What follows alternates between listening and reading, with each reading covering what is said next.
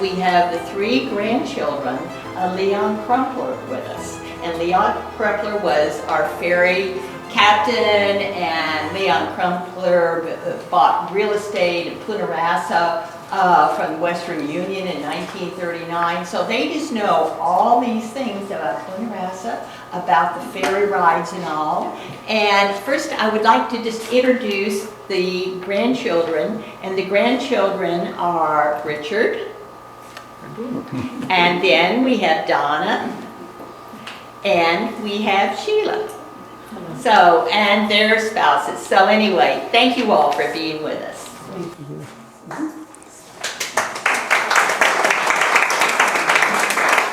Okay, we also have to acknowledge Robert and Phil, who are the spouses of the grandchildren.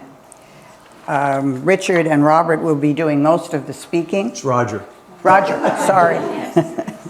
We'll be doing most of the speaking. Just a couple of interesting facts. This is going to be interesting because I'm going to be interviewing them, and we'll I think have lots of surprises. Again, everybody knows the railroad was extended in 1904 out to Fort Myers. The Kinsey Steamship Line had a contract to carry the mail on the steamwhaler Dixie, which was the best, and it came to Matthews Wharf, which was right there by the causeway. It took about 45 minutes to come across, and they had 7 cars at the time. In '37, the Kinseys got a lease from the Lighthouse Board at the east end of the island for a 30 feet wide strip, and then they bought another 25 acres. And that was so people could come and walk across to the beach. The problem was that they wanted their cars here. So what they would do, the people that were wealthy enough to do it, is they take their cars apart in Punta Rassa, put it on the boat, and then put it together again on Sanibel. So whoever was in the car business, putting cars together, must have made a fortune. By 1956, a one-way ferry ticket was $1 for the auto, 50 cents for an adult, and 25 cents for a child. And in 1959, the Kinseys figured there were about 257 vehicles that came across to the islands. If only we had that today. There are 250 that come across in a minute. Just a little background on Leon and Clyde Riddle, his wife, Jeannie, but they knew her as Clyde. The Riddle family farmed, was vegetable farmers on Sanibel Road. They came around 1904, and Clyde was born in the house, and I'm sure they're going to give you more information on that on Sanibel Road. She liked school, and she wanted to be a teacher, so she went up to Gainesville and took a 6-week course that allowed her to teach elementary school. And while she was waiting for an assignment, she worked as a tropical news reporter for a courthouse. She also was, once she was appointed classroom, and that was in Everglades City, she loved living, and I cracked up when I heard this, at the Rod and Gun Club. Now, if any of you have been to the Rod and Gun Club lately, if it even exists, she signed up as if she wasn't doing enough. She also took a weekend job making payroll at the Deep Lake Company in Everglades, and she was only 17. But romance won over career. She had already met Leon. Of course, he was a tobacco farmer from North Carolina, and he worked on the Dixie with the Kinseys, and then he got his master's papers. He was 31 when he and Clyde married in 1923. Leon was put in charge in 1928 of all the ferry boats. The couple bought three buildings on San Carlos Bay, which had been used by the cable station of International Ocean Telegraph, and their personnel lived there. And Thank you to Heather Corbin. I have a few photos. That would be the Crumplers, which they obviously renovated and lived in. And this, according to Heather, was one of the other buildings. That was the garage behind the telegraph house. Yes. And Heather rented it in 1980, 82. She paid $150 a month, and she got $1 off if she gave Clyde's poodle a shot. So it wouldn't turn on her. It could turn on And this is what the Summerlin, Jake Summerlin's place looked like. So just a little information there before they start chatting. And there are many, many, many stories about riding the ferry. But one of the best ones is a story about a gentle alcoholic named Albert. He lived on the island, and Leon was really wonderful to everybody. He knew everybody, was always there to help them. Anyway, this particular fellow used to lock himself in his house, strip naked, and paint himself blue. And Leon was used to it, you know, he would go get an ambulance, come across, and take him back to Fort Myers. This one particular occasion, the only vehicle he could access was a hearse. So he and the hearse driver went to the house, got Albert to go in, now he's painted blue, and went on the ferry. And the deckhand tipped his hat for a hearse. And then halfway through, the deckhand heard all this noise coming from the hearse. So he figured he'd take a peek.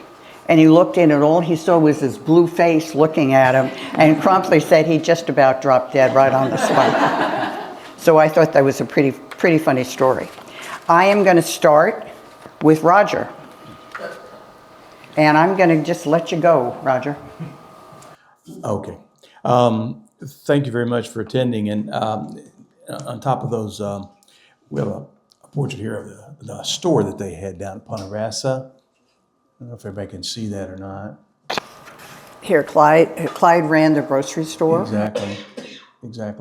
Anyway, I was lucky enough to marry into the family, as you know, and I spent 65 years of my life here on Sanibel as part owner of Sanibel and part owner of Nave Plumbing in Sanibel Square. So it's really been an exciting time. Captain Crumpler was known for his stories. Did he embellish a few? That's a possibility. But he was a good storyteller as well as a good captain. And I have grown up not only hearing from the family, but hearing from the Naves, all of the stories about him on the ferry boat and what he would do. And he used to always say that he knew when a woman was with child before the woman's husband knew, because he would take them to Fort Myers to be examined, and they would come back and tell him, and he knew that they were with child. So anyway, it's my pleasure being here, and I got some pictures here. This one is of Captain Crumpler when he was younger. Mm-hmm. We'll leave these up here. Correct. And here's Captain Crumpler. It says on the back what the year it says. I don't know what that is. 1923-24. Right. And here's another one with Captain Crumpler, which was probably taken during the war, I believe. It's okay, Working on a boat. Here you go. I don't want to bop you on the head. Okay, here he is working on the boat. So we'll leave these up here if people want to take a look at them. It says around 1944. Right, exactly. Okay, so what I'm going to do is I'm going to let Richard. He's got a bunch of pictures here and stuff, and then we'll just talk and open it up if you have any questions or anything that you want to ask. So, Richard, would you like to say something? First, thank you for the invitation. I am a bit of a history buff, and when it's lost, it's lost, and I just proud to be here, honored to be here today. My wife Bonnie is here. I'm a fifth generation Lee County resident, and Bonnie is a third generation native. and I am an Iona boy. 7th in Florida. 7th in Florida. Yeah. Am I not? Okay, I'll get a little closer. Is that better? Okay, let's see what we got. Having something in your face. A lot of people, they come down and they might take the road off to Punta Rassa as opposed to the causeway, and there's not a lot there anymore. But we have the pictures of the two homes that they had, and that almost like a boarding house for workers, and we have that, and small individual greenhouses that were behind. And I know Jerry's got the bigger picture of this. This is what we called the White House, obviously, because it's white. The only concrete of the structures. The others were all on stilts, but they were all wood. Slapboard siding and all. But the reason this was concrete, and a concrete floor, and a very thick one at that, this was where the telegraph worked from, and it had to support the weight of the batteries inside. So the cable that ran from Cuba on up, and I know some people get a little confused about what they think is the telegraph station, a little bitty building right there on McGregor. It's been moved a few times, but that was merely what I call a J-box, a junction box, where when the cables come out of the water from Cuba and attached to the ones that would go on up to Washington, you just had a joint there, and they joined them together. But that's the small little building there. And we've got a few pictures of the White House, the yard behind it, and this was the bomb shelter. We used it as a bomb shelter during the Cuban Missile Crisis. It dropped down, the floor dropped down, it was a dirt floor. We lived 4 miles from this. And the thought was, if you knew that they were incoming, you got in the station wagon. They still had station wagons, and we'd go down there, and there was a box, wooden box with food in it, canned food and all that. And we thought, okay, this is great. We're safe. Today, we realize, that we'd be not safe. We would be incinerated in that first go-round. But I've got those pictures. We have the pictures of the twin red homes that Leon and Clyde lived in. That one threw me for a while. Clyde. How many people name their daughter Clyde? I mean, it's an unusual name. But I've got a picture here of a number of people in front of the schoolhouse, and Clyde's in it. It's the only picture I have of my grandmother. Is that our schoolhouse? Yes. On Sanibel? Yeah. Oh, okay. Yeah. We need a copy of that. Yeah. We have a copy. And then you'll see the pictures here of the two red homes. You'll be able to see it when you come up here, or however we're going to work it around so that you see that. Like I said, if you flip that one over, like I said earlier, there are 3 nefarious people in this picture. Myself and my 2 brothers, Dale and Fish. Every weekend we were on the water. We were somewhere, whether it was scallops or clams or fish. I mean, we had more seafood at our house than, and I really developed a taste for it. A newspaper article about Schultz when they built a hotel here. Picture of the mailboat. This particular mailboat is the Santiva. And on the back of that one is one of the ferry boats that brought cars and the people over. And yes, there were 4 ferries. Andrew and Ernest Kinsey were the owners. And the picture that Rogers got of the Punta Rassa grocery, that was about 50 feet. It seemed like only 50 feet from there to getting on the deck of the ferry boats. This was your last stop until you got to the island to get sodas or sandwiches or whatever. But above that, we were talking about it earlier, was a little mezzanine area. And boy, what a challenge to a young boy to know all the stuff that was up there. And we weren't supposed to go up there. Of course, we always did. And just the neat stuff you could find and get into trouble with, you know. And we were very good at that, getting into trouble. Can I just interrupt? Sure. What were your relationship with your grandparents? Yeah, I mean, it was my oldest sister, one of the little cabin areas or efficiencies, that's where she moved to. She was going to medical school and became a nurse and served over in Mount Sinai in Miami. And every weekend, we'd always end up in Punta Rassa. It was after church, all the cousins, we'd be out there swimming off of the dock, fishing off of the dock, and it always ended with watermelon. Watermelon in the front yard. Got to have watermelon. Ice cold. It was great. And when you come up, this is the picture of the red homes, the big homes, and the 4 children. The 3 daughters and the son. Leon Jr., Gloria, my mom, Barbara, and Ruby for Donna's mom. And they're all deceased now. But what a wonderful time.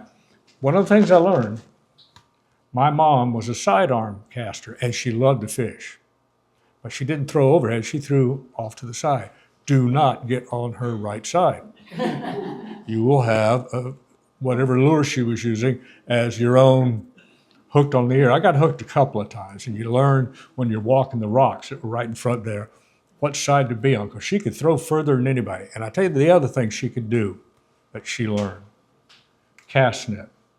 She could throw a cast net better than anybody else, always catch mullet. And you know, you don't think about that then. You're a kid growing up.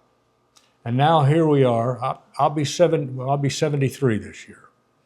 Not terribly old, but it's sure a lot older than 15, 16 when we were growing up there. So one of the things Leon did, he took care of his yard. And the man mowed it all. And he did it with a real mower. The push mower that had those spinning blades, they only spun when you pushed it. You don't see too many of those mowers anymore except on the green of golf courses. But he'd walk that. He mowed every bit of it with a real, R-E-E-L, real mower. And it was just, to watch him do that was just phenomenal. Richard, I'll say something.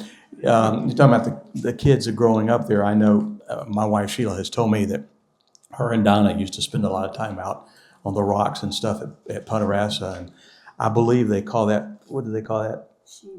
Sheena Point, Sheila and Donna. So they spent a lot of time on the rocks there and stuff. So I know that Captain Crumpler, and when he was 71 years old, I have an article here somewhere, they had a birthday party for him over at the Island Inn. Miss Matthews was there. There was a lot of people there, and they just celebrated his life, and it was really, really an amazing time. And they talked about how he had made a difference in their lives by running the ferry boat back and forth, and how he really, really loved the place. And even after he retired, and I do have here a flash drive, and this is of the last ferry boat ride. I've told him what is really amazing is we still have the oldest person who was on the ferry boat is still alive, and that's Goldie Nave, and she was 96. And the youngest person on the ferry boat is still alive, obviously. That's her daughter, and she was 3 years old, and they're both still alive. And there's so many people on this that a lot of you will remember, the Baileys and so forth and so on. But I think his closeness to everyone who came onto the ferry was what was interesting. You've heard it about a lot of people, but I've also heard it about Captain Leon. He never met a stranger, and I'm sure he had times. He told me this. I can't remember what year it was, but they used to take the ferry boats up the river when there was a bad storm coming. Now, this might have been Donna. I'm not sure. Maybe Richard can tell you this. It took the ferry boats up the river and wherever they went. And he said the water was sucked completely out of the Caloosahatchee. He was standing in North Fort Myers, and he could have walked across the Caloosahatchee River. That's the water was completely sucked out. So that was a very interesting time. And I'd like to also say something about which I knew little about your grandmother, but I know that my mother-in-law, who was a wonderful lady, she loved her father so much. She loved the fact that he was a seaman. She loved the fact that he loved the water. And it was just in her mind, and she wrote a lot. In her mind, he was a father figure, but he was also, I don't know, he was a hero to her. He really was, like he was to a lot of people. Not that he was perfect by any stretch of the imagination, but he raised a wonderful family, as you can see here, and he cared about a lot of things. And she cared about her dogs. He cared about his yard. So that's about how they got along. So I don't know if anybody has any questions or anything. If you want to, or anybody want anything else they want to say. If you got any questions, we'll be glad. Yes, sir. How many times did you come out on the ferry, and where did you go? Stories of Bibles. 4th of July fireworks at Fort Myers Beach. We would take the ferry boat out. We had a free row seat. It was a lot of fun. And you were involved with the Naves. Kind of tell us how that worked with the Naves. Well, the Naves came here in the 40s, and they purchased from an attorney over in Fort Myers. They purchased the 10 acres of land, which is Sanibel Square and Nave Plumbing, and I believe 1950 for $1,500. And Goldie paid it off. They were supposed to make 3 $500 payments, and if you know Goldie, she paid it off early. Before we sold Sanibel Square and Nave Plumbing, I was looking at I always kept a thing on my desk, and in 1951, the tax receipt where they paid it, and they paid it early, by the way, and got a discount. It was originally supposed to be $1.51. It was $1.47. So they sold it. Anyway, they built the house, which is recently destroyed by Ian. They built the house and lived in it. And I'll tell a story about Al, who has passed away now. But in his latter years, Al had Alzheimer's. And one of the things he loved to do is every morning from our office, he would love to go down to the post office and pick up the mail. And every single time I took him down there, which was every day of the week almost, he would look around and look at all the traffic, and this is exactly what he would say. I wonder what Captain Crump would think about this. And he said that every single day. I wonder what Captain Crump would think about this. But I know the Naves, they would bring cast iron and so forth over on the ferry boat because we didn't have salesmen. We had salesmen, but they came over once every 6 months or whatever on the ferry boat. And so we would keep them for the day. And there was one time that a man came from New Jersey who probably had only seen a wildcat. That was probably the most things he'd ever seen in captivity. And he was over for the whole day. And they got ready to take him back to the ferry landing. And Irv Rhodes, who worked for us one time, who was known alligator hunter, him and Al and stuff were driving down Periwinkle, and there was cattails on either side. It was it was no paved road. And about a 10-foot alligator ran across the road.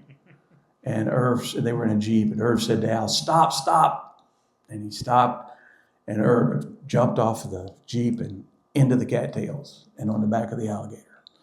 And Al said all you could see was Irv's feet go up and the alligator's tail go up and Al's feet go up and the alligator. And he wrestled and in a few minutes he brought that alligator out, wrapped around his leg, and took his neck and went and broke it and threw it off to the side and said to Al, we'll pick it up on the way back. Al said this poor salesman, he thought he had a stroke. He said he turned as white as a ghost. They took him down, they put him on the ferry boat. He was sitting on, he never said another word, and they never saw the salesman again. So that was one of the stories. Yes, yes. You know, now we have Sutherland Avenue Yes. Road.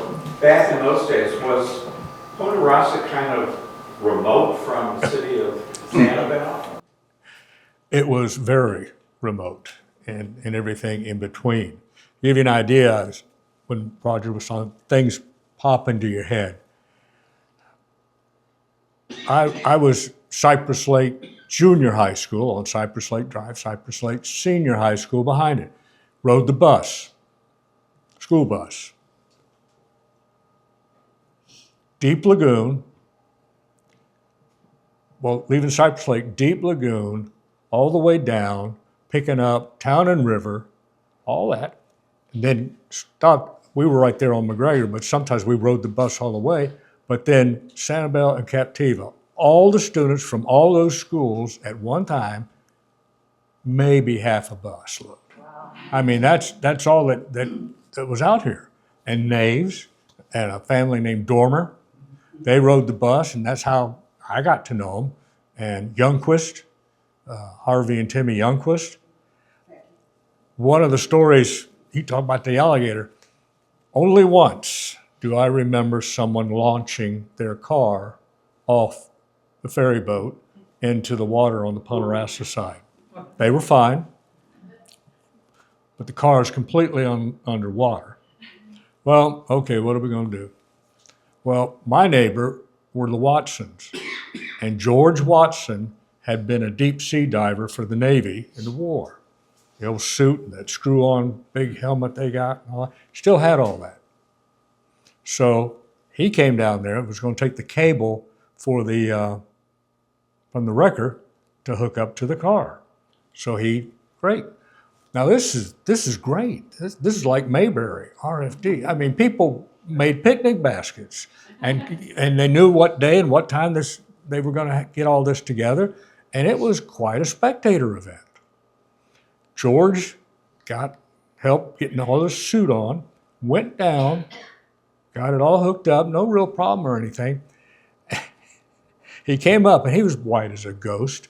He had been down there hooking it up, and he said, man, the sand and the fine gravel kept hitting me in the face of my helmet. And he thought it was just a good, strong current that night. Well, he got done hooking it up, and he turned around, and Ponta Rasa is known for a deep water port.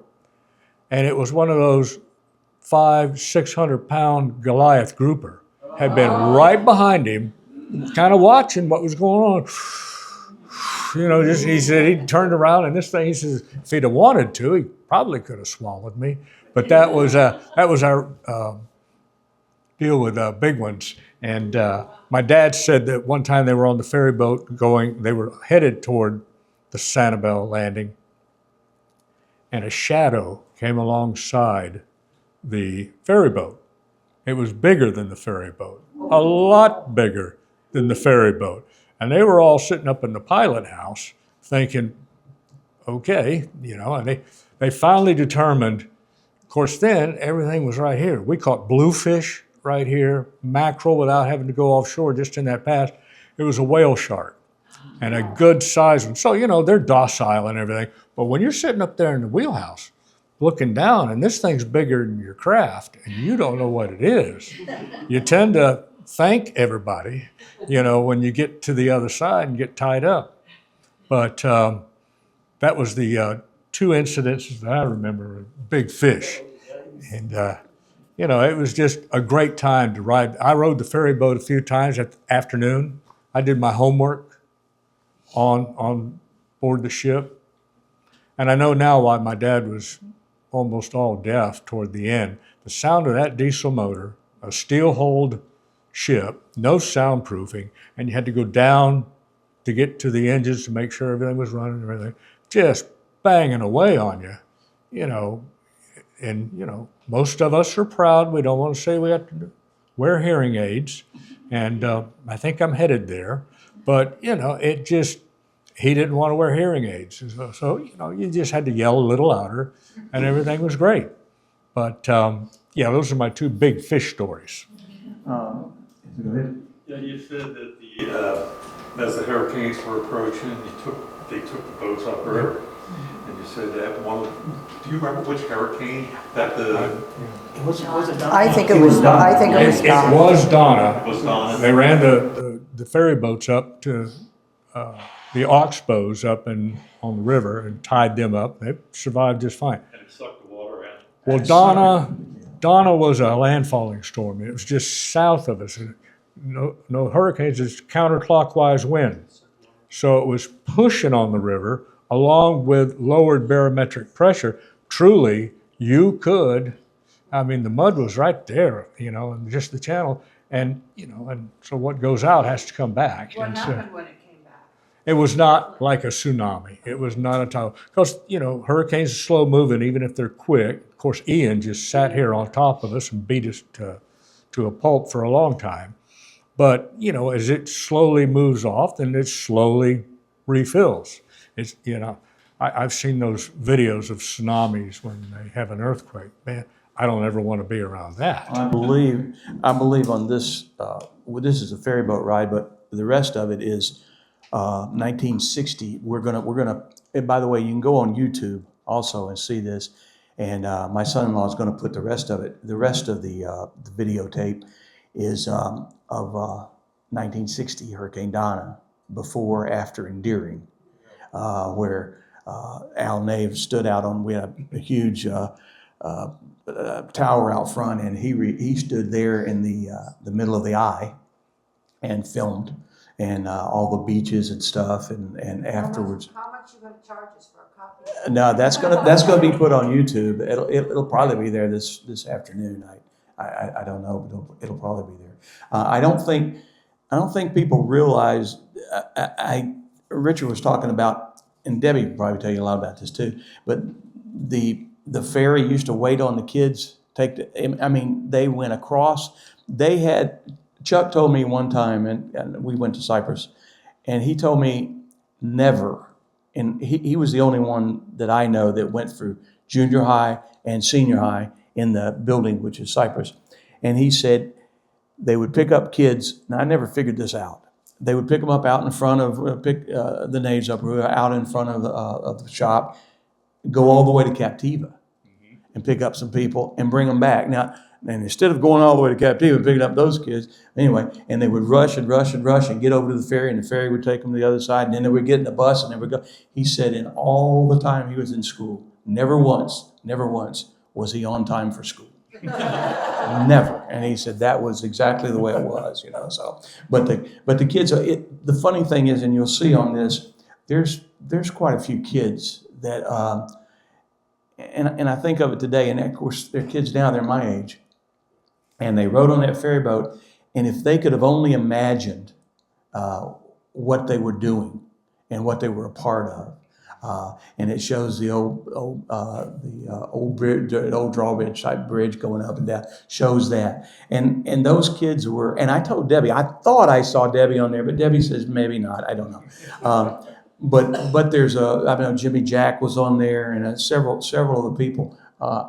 Your dad was on there, and he worked for quite a while. He was one of the pilots. Right, one of the pilots on the boat. Now I'm told. And somebody's going to have to verify this. Didn't one of the ferry boats go up on a lake in Michigan? Maybe it was Lake Michigan. It was one of the lakes on Michigan after the bridge opened. Okay, do you know which one it was? No, I do not. Okay, it was one of the ferry boats that went up there, and then was it the Best that sunk? I believe off of St. James City. Yeah, and obviously still there. But it was a different time. And I want to say one thing. I want to say to you people especially. You know, I grew up most of my life on Sanibel in front of us here. And Richard said, once history is gone, it's gone. It really is. And I was shocked and saddened and all the words that go along with it when I came back to the island after Ian. What you people are doing here and what you're a part of here is no more. Okay? You can relate it to other people. They're probably on this last ferry boat ride.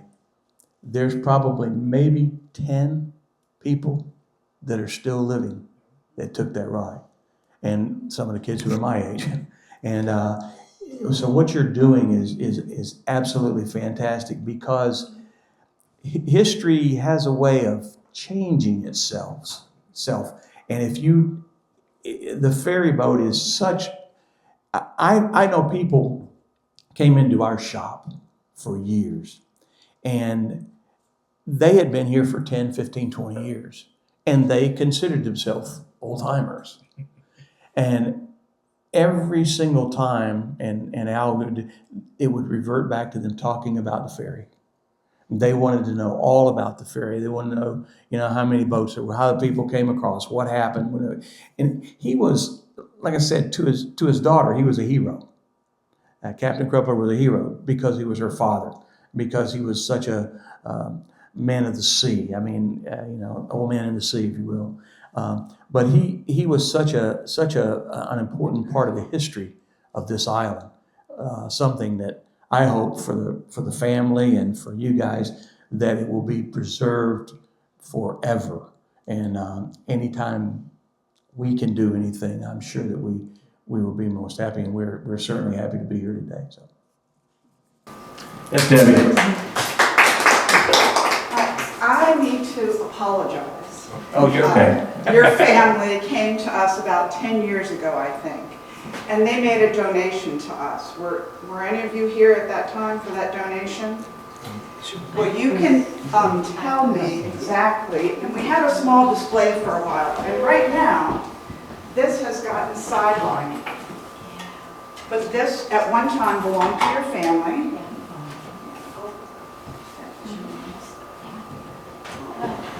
And I think it has something in it, because it used to be lighter. But do y'all recall this? Okay, and It can you, was my mom. I brought my parents. yes, okay. And can you give us a description of where it's at?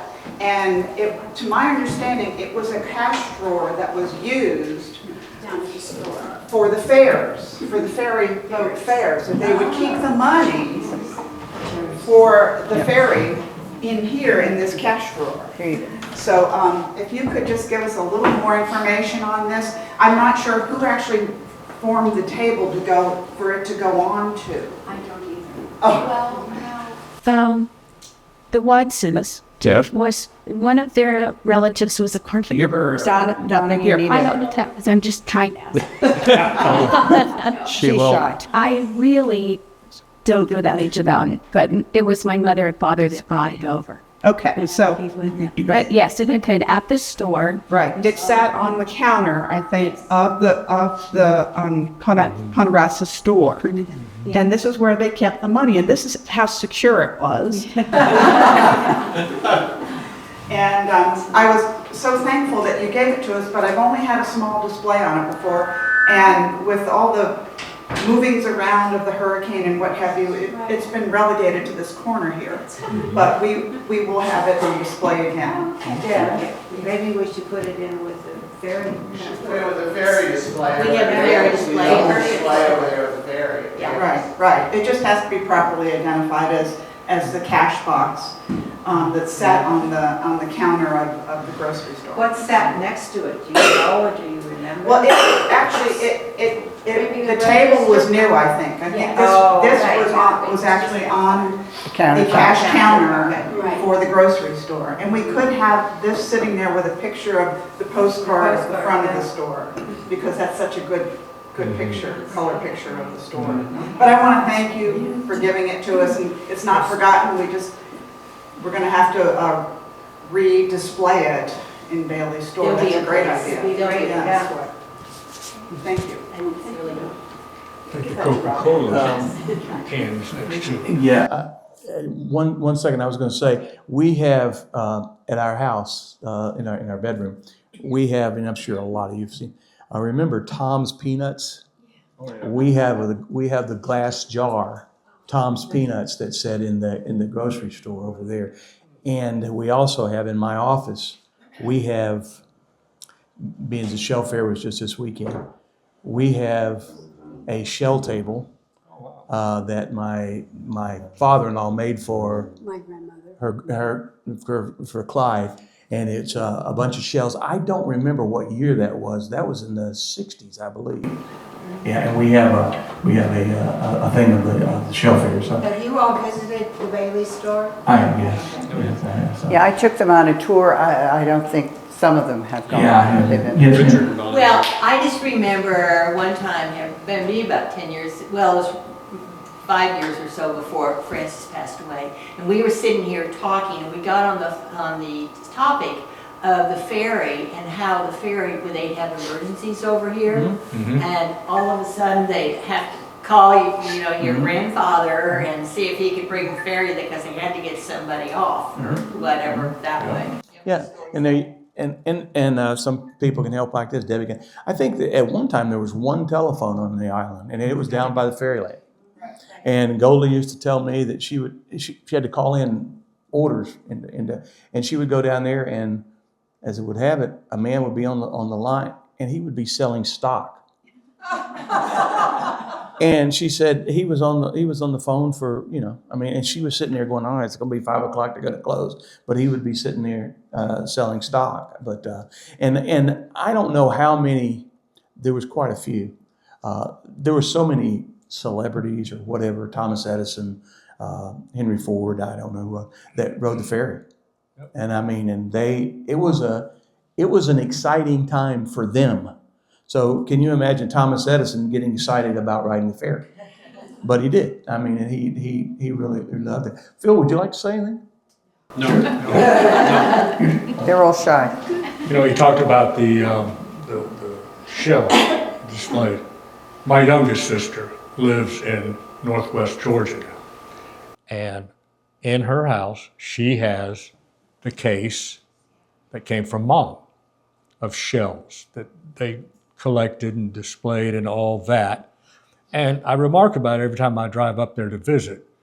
And in her will, guess where it's going? It's going to me. I'm the only one that I got 2 other brothers, and they love it here. And whenever the middle brother moves back, I have no idea, but it's not that far of a drive.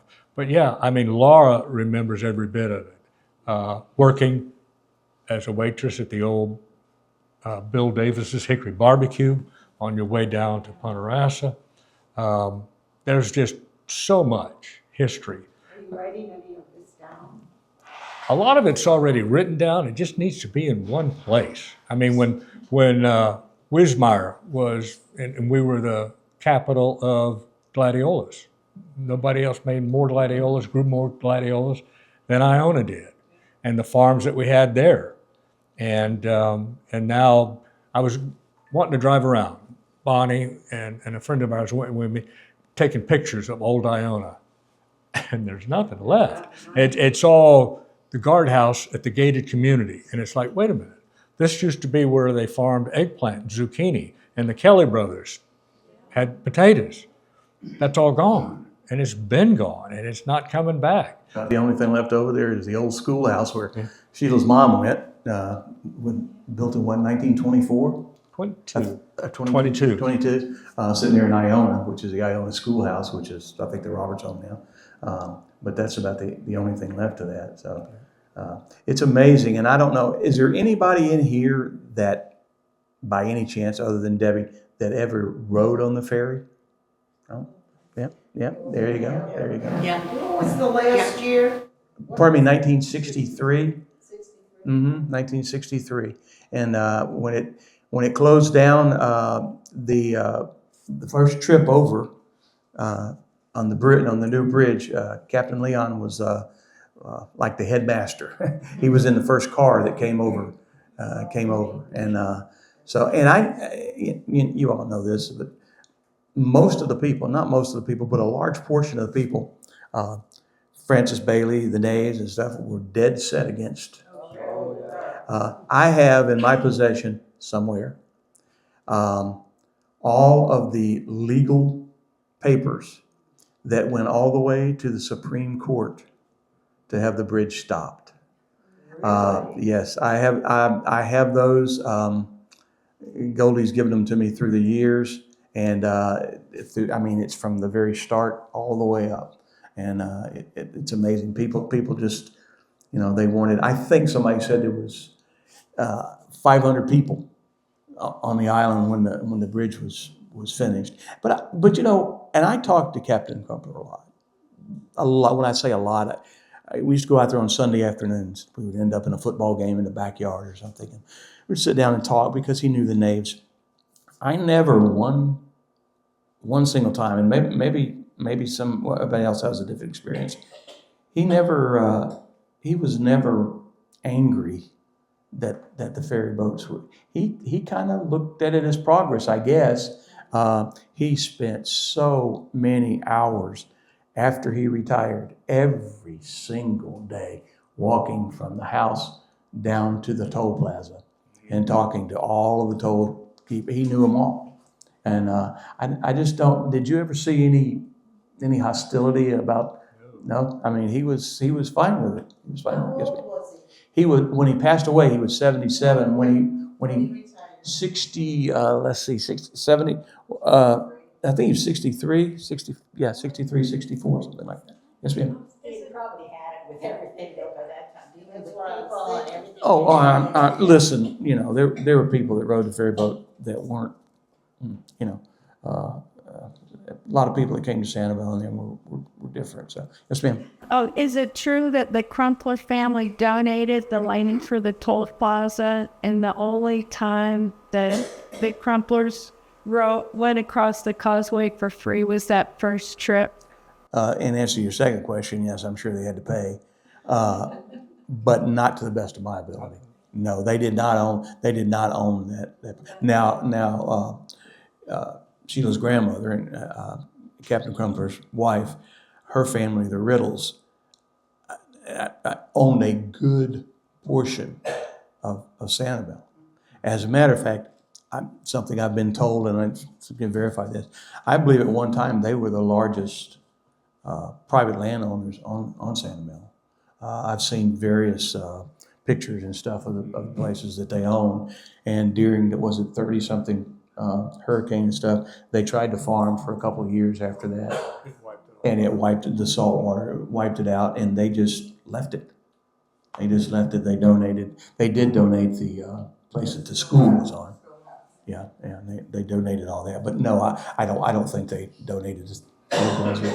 My recollection. Not anything I know. Anybody else?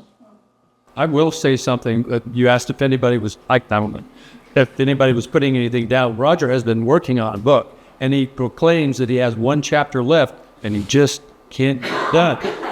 I do have a book, and I do have one chapter, and to explain to you that the book was almost finished, and then we lost Al and we lost Chuck, and it just took something out of me, and all I have to do is do a chapter on Yvonne. I have to sit down with her and put that together, and then put a lot of things that have happened since then. What's the name of the book going to be? I haven't got a name. I really haven't. It's all about the Nave family, and things. There's some things about the ferry and stuff in there. It was about early Sanibel, about what it was and everything. What is your name? My name is Roger Tabor, and I was with, like I said, I was with Nave Plumbing for 45, 47 years, was an owner, and enjoyed that. But I certainly, yes. Roger, I was just wondering how old you were when you had your personal recollections with Captain Crumpler. Really, one-on-one connection with him was when we were married, and that was in 1970. And again, I keep saying this over and over. I was a stupid kid. I didn't realize what that was, what he was. The football games in the back in the afternoon, you know, with the kids and all that. Every Sunday, they went out there, you know. And I would sit down and talk to him. If I would have known, if I would have had any inkling of what he was full of, I would have been sitting there until I was 50, because everything he said, you know, it meant something, and he was he was the history. He was that part of history. But in 1970, when Sheila and I married, and I have wonderful pictures of Captain Crumpler and my youngest daughter, who's now in her 50s, sitting on the front porch at Punta Rassa and with Donna's kids and stuff. It's amazing. It really is. And like I said, I wish I knew more, because I'm sure he could have sat and told me stories all day long, and I would have sat and listened. So it was very, very nice. Anybody else? How Debbie? many grandchildren do they have? Okay, we'll try this, because it gets to that. Donna has had two. Three in our family. There's three. You're two. We have 4 boys. We have 4. Those are greats. Those are great. Oh, your it's children, great. your children. Oh, our children. Grandchildren. I had 2 daughters. Sheila and I have 2 daughters. I have two. Yes, 2. Richard, We've got 4. 4. So What about quite your a brothers? plethora of them. Oh, yeah. Does that include your brothers? Oh, my brother, no. I've got 2 brothers, had 2 sisters. Jean was the first to pass. 9 kids. It's quite. And the thing is, with the exception of a few, like Richard said, everybody's still here. Everybody's still here. You know, my kids and I have 4 grandchildren now, and they're all here, and so this means a lot. This means a lot to the family. Well, now it's time you have to tell stories to your grandchildren. Believe me, they Don't know. make them feel sorry. You know, I have a daughter. My youngest daughter is very. She knows all about this. She's prepared to go forward. So she's very good at it.